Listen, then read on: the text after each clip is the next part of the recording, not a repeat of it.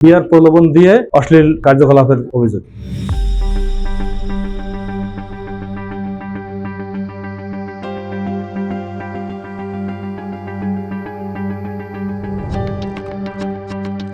গতকালকে একজন ভিকটিম এসে থানায় অভিযোগ করে, অভিযোগের বিষয়টি এই প্রাণী সম্পদ কর্মকর্তার বিরুদ্ধে।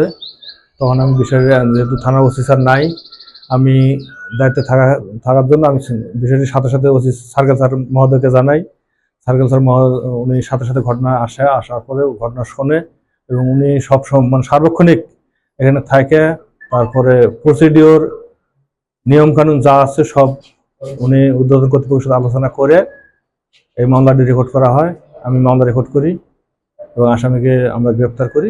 আসামিকে বিজ্ঞ আদালতে প্রেরণ করা হয়েছে আর ভিকটিমকে মেডিকেল করার জন্য দিনাজপুর মেডিকেল কলেজে প্রেরণ করা হয়। প্রাণী সম্পদ বিয়ার প্রলোভন দিয়ে অশ্লীল কার্যকলাপের অভিযোগ।